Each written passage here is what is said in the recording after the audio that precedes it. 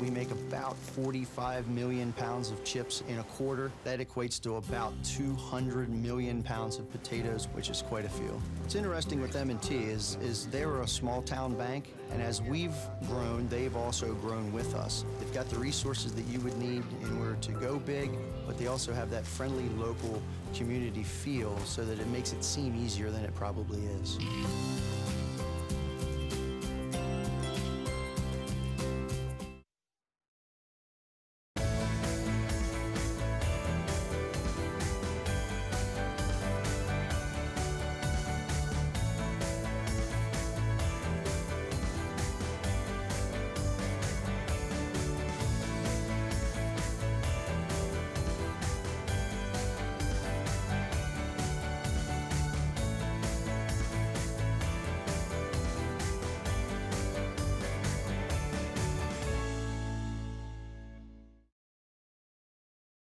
Welcome to Candidates Up Front. This series of interviews with candidates on the November 3rd general election ballot is brought to you by Berks Community Television and the League of Women Voters of Berks County. Both organizations are nonpartisan. That means we never support candidates nor political parties. Both organizations consider it their mission to provide voters with information about each election. I'm Judith Cranus, a member of the League. First, if you are not yet registered to vote, go to votespa.com to register. Votespa.com is in English and in Spanish. You have until October 19th to register, but the smart thing, do it now. If you do not want to stand in line on Election Day, apply for a mail-in ballot. Again, go to votespa.com. Do it now. When your ballot arrives, mail it in right away. We help our Berks County Elections Office handle this election smoothly if we are timely. And if you choose to go to your polling place on Election Day, polls are open from 7 in the morning till 8 at night. This year, we will vote for Pennsylvania Attorney General, Auditor General, and Treasurer. We will also elect representatives to the U.S. Congress, to the Pennsylvania Senate, and to the Pennsylvania House of Representatives. The League and BCTV invited all but the statewide candidates to be interviewed. Some did not reply, some declined. Those who agreed will be asked the same questions in the same order with the same time limits as others running for the same office. These interviews will be available on BCTV's webpage and YouTube channel. And if you watch the interviews of two competing candidates, you can compare their answers to make your decision on how you will vote. This interview is for the United States Representative in Congress in the 6th Congressional District. And we do have a map so you can see where there is. It's southern Berks County. Congress is the legislative branch of our national government. It has two houses, the Senate and the House of Representatives. Representatives serve a 2-year term. They propose and pass federal laws. The number of voting representatives in the House is fixed by law at no more than 435, and that proportionally represents the population of the 50 states. Pennsylvania currently has 18 representatives. The salary for a U.S. representative is $174,000 plus benefits and expenses. The two candidates for the 6th Congressional District are Chrissy Houlihan, the Democrat, and John Emmons, the Republican. This interview is with John Emmons. He is the challenger. Welcome, Mr. Emmons. Thank you, Judith. And we'll go right into our questions. Okay. Please tell us why you want to serve in Congress and what your qualifications are for this position. Okay. Thank you very much for having me here. The reason I want to serve in Congress is one of my goals is to hand a better world off to the next generation, and I became concerned 12 years ago that we were not on that course. So I decided to get involved and see if I could change that. My qualifications are I'm an engineer by education, and I've spent the last 40 years in industry as a manufacturing manager. So I've built organizations, I've led teams and solved many complex problems. I think we need common sense problem solvers in Washington to create the right atmosphere and to actually solve problems and create that better world for our next generation. What are the three most important things you want to accomplish? Well, the three most important things I want to accomplish in my time in Washington would be first, law and order. The current situation in our country is unacceptable, and we need to return to law and order for a civil society. A little bit more in depth, I want to help grow the economy, good jobs in the economy, especially after COVID-19. We have a situation where we have to rebuild the economy, so that's going to be critical. Also, healthcare. Healthcare is at the top of my list as well, because the quality of our life is based on our healthcare system. And I think a single-payer system ultimately results in less accessibility, lower quality, and higher costs. So I want to help reform the healthcare system so that we have a great healthcare system for all of us to live within. Thank you. And our first questions are on healthcare as Good. the pandemic continues. With the pandemic, has our federal government responded appropriately, and what more do you feel it should do? I think the federal government responded well. It's a very difficult situation. There was things to learn along the way, but I think in general the federal government responded well. I think it's also the responsibility, more so the responsibility of the state and local governments to respond to COVID. So I think all in all, the federal government did a good job making sure materials were available. I'm personally involved with certain private public-private partnerships in response to COVID-19. So all in all, I think the government did a good job. The crackdowns to China, the travel bans, I think were well done. And so all in all, I would give the federal government good marks on their response. African Americans, Latinos, and other minorities have been disproportionately affected by COVID-19. What do you see as the explanation for this disparity, and what remedies would you propose? Well, that's a deep question, so I'll try to answer it quickly. I think the COVID-19 tended to affect people that were either not necessarily in the best of health or that had difficulties getting to health systems. So I think in general, I think there's a COVID or not COVID, there's things that we need to do in our country to make sure that especially urban populations have the right food, the right the other practices that lead to good health, and the understanding of that and the knowledge for that. And I think in a similar way, we need to make sure that we have good access to health care so that people can get the health care they need. Is our health system as a whole working well, or does it need to change? And if you feel it needs change, would you advocate minor changes or major changes?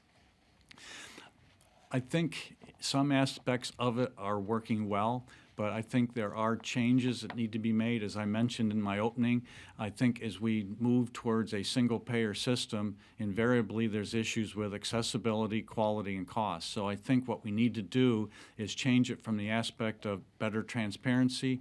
We need to change it from the aspect of more competition.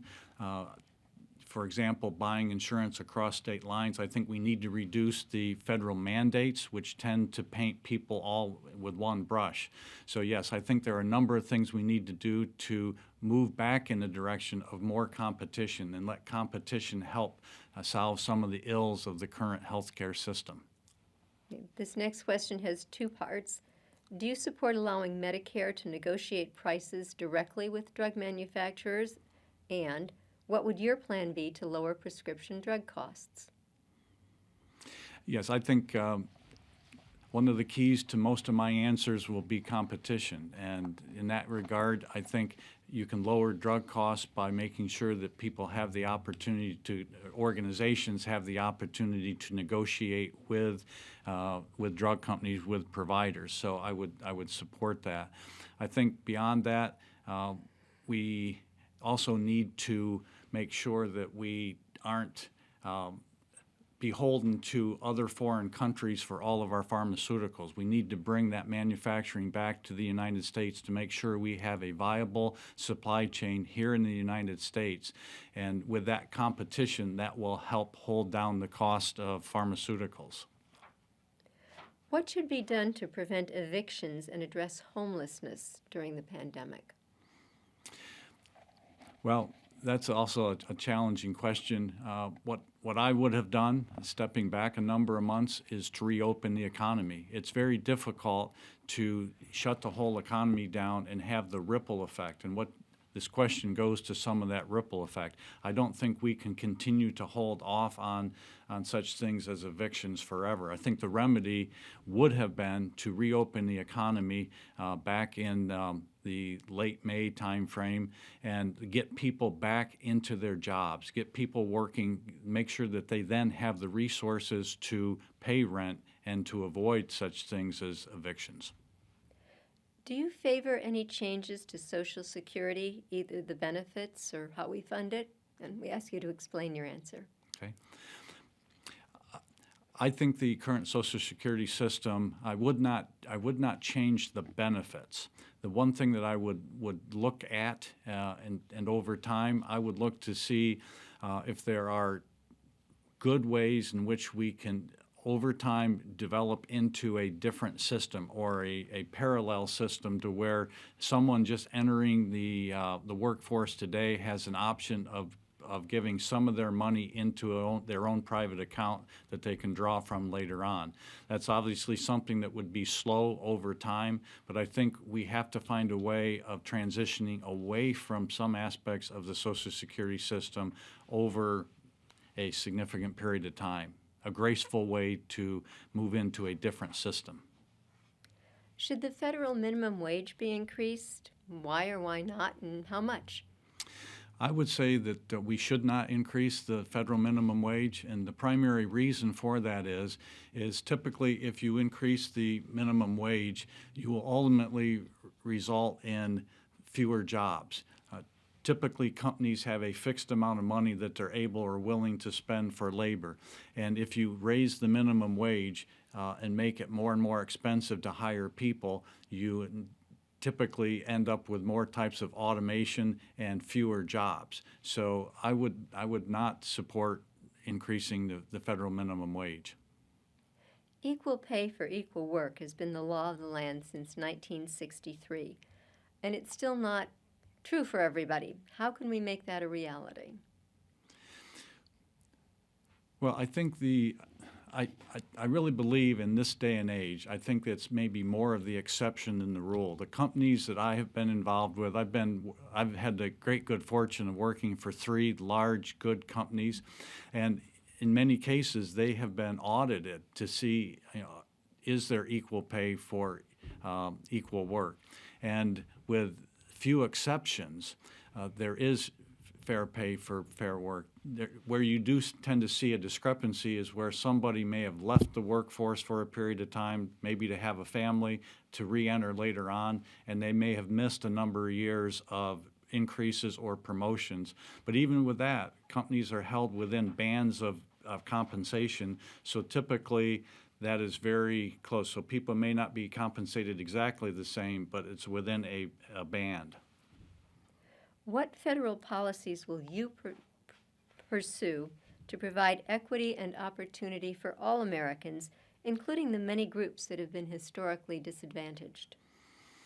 Well, I think the best equalizer in our economy is just that, the economy. I think the more that we can have a market-based economy where people have an opportunity with the freedom and opportunity to create businesses, to get a job, I think that ultimately is the best equalizer. And I think we saw examples of that. If you go back to March of this year, and what we have seen over the last 3 or 4 years, we've seen business booming. We've seen the unemployment rate drop down to 3.5% overall. We've seen record low unemployment for many, many groups. And I think ultimately economic growth and vitality is the best equalizer for everyone.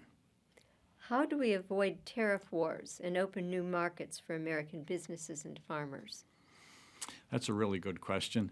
I am not in favor of tariffs in general. I believe in free markets economy. I think there are times when tariffs might be necessary for a short term in order to level the playing field. If there's a foreign country that is either dumping products or if they are offering products below market, below cost, then I think we need to be able to exercise a tariff in order to help balance the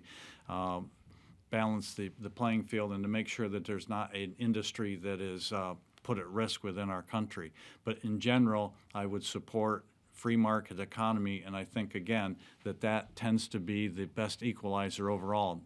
There's not many people. I believe that Americans can outperform, outproduce everyone else with our innovation and ingenuity. So I'm always a supporter of the free market system.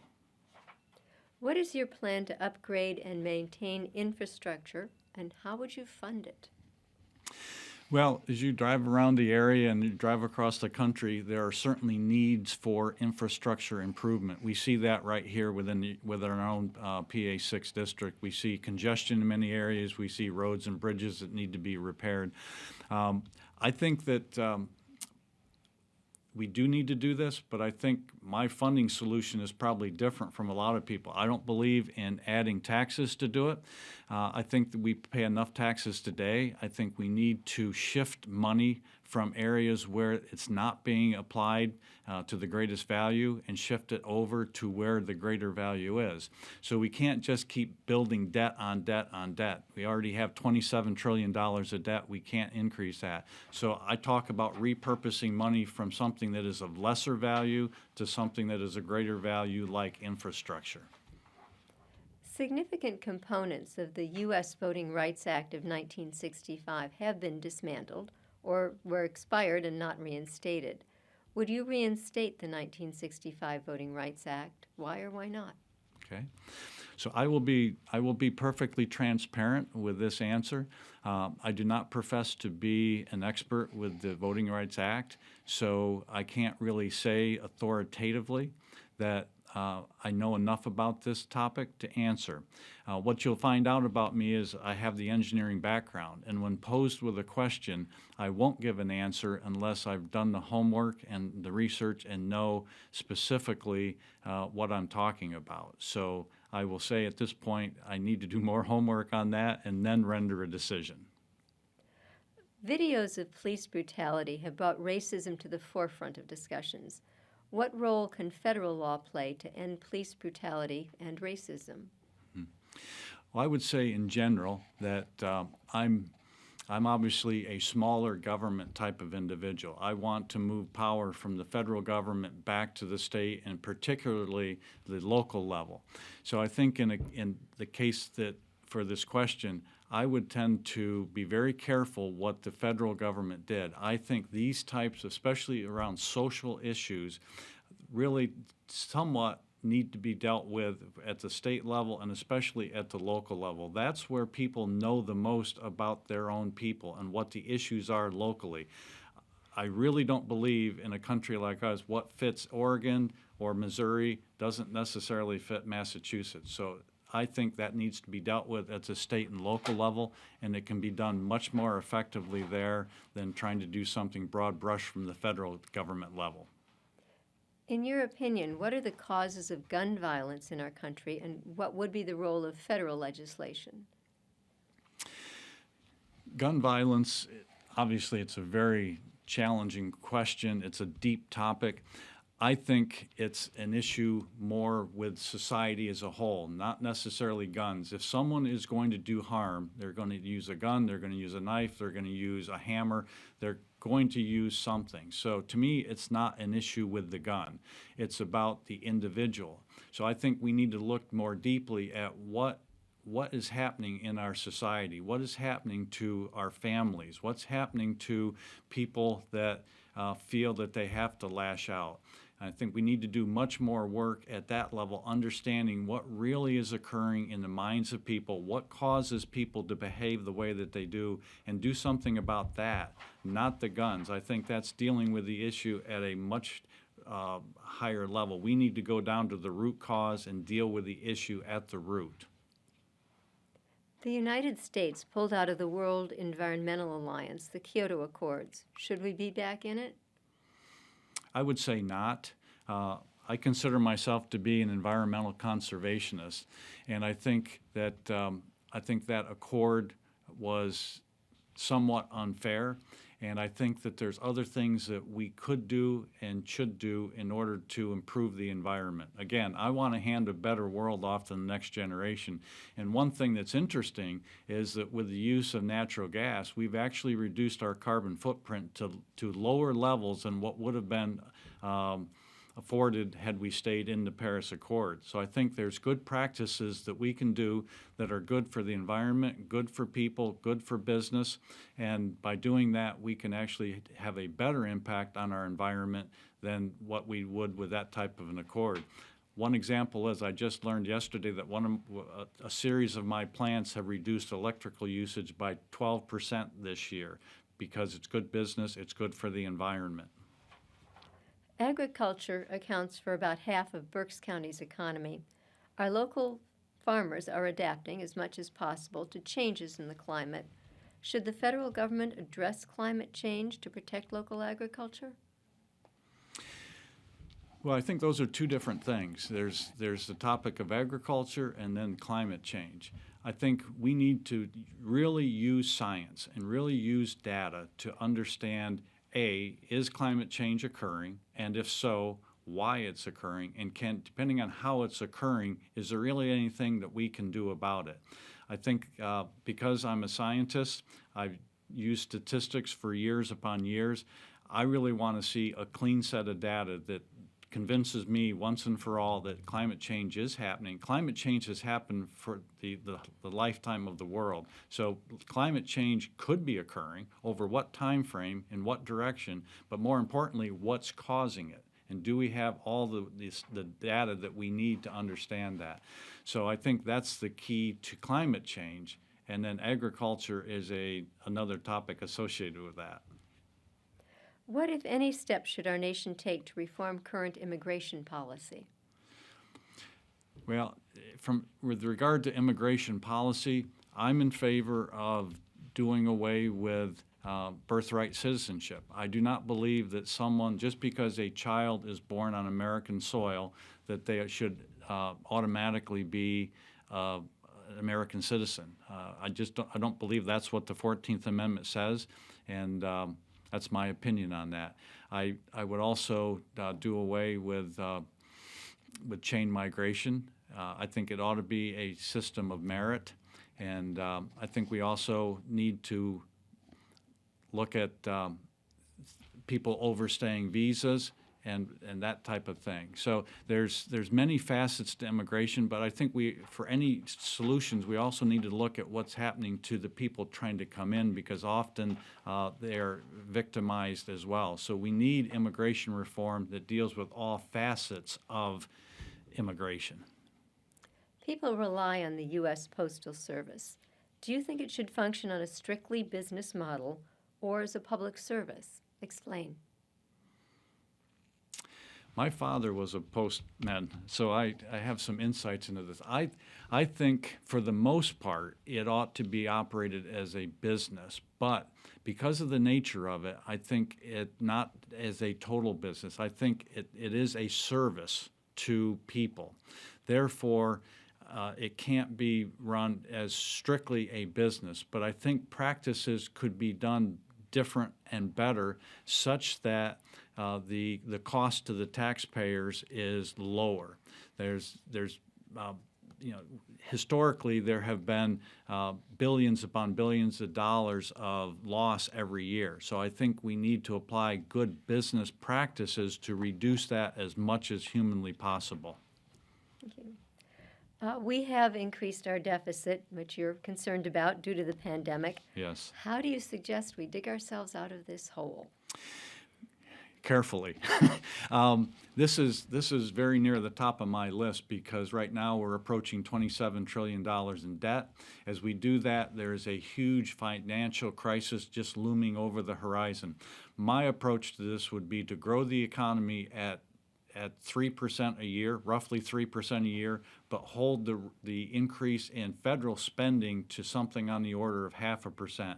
If you're growing the economy at 3% and you limit the growth of government to maybe 0.5%, that differential will allow you to grow into a balanced budget over time gracefully without shocking the economy. And as you do that, you'll have confidence in the financial markets to keep interest rates low. So I think it needs to be a gradual process like that, but one done clearly that you maintain confidence in the financial markets. But if you keep on that path, then you start to create a surplus, which then can be applied to pay down the debt. We do have 60 seconds left for a closing statement. Oh, well, Judith, thank you very much, and thank you to the League of Women Voters. I really appreciate having the opportunity to come and answer these questions and be able to share my perspectives.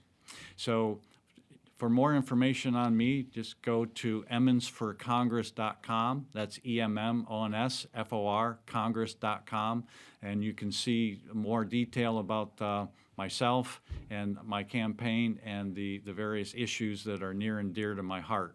So again, thank you very much. Thank you for the opportunity. Thank you, Mr. Emmons. To our home viewers, remember, if you're not registered, you do have until October 19th, but the smart thing to do is to get that registration in now. And votespa.com is your place to register, your place to get a mail-in ballot.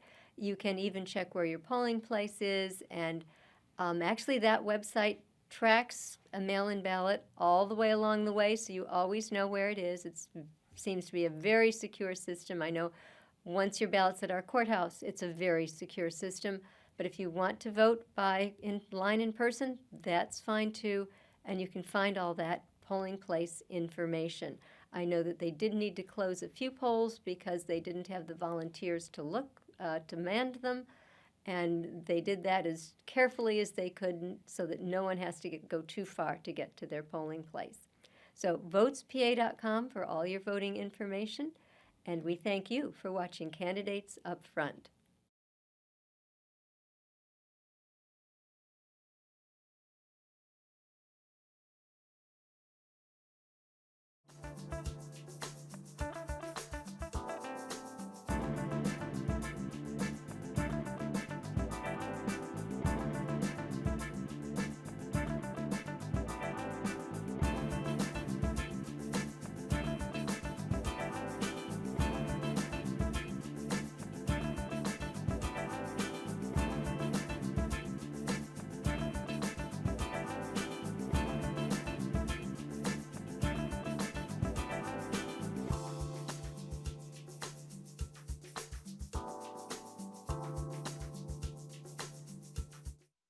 We make about 45 million pounds of chips in a quarter. That equates to about 200 million pounds of potatoes, which is quite a few. What's interesting with M&T is they were a small town bank, and as we've grown, they've also grown with us. They've got the resources that you would need in order to go big, but they also have that friendly local community feel so that it makes it seem easier than it probably is.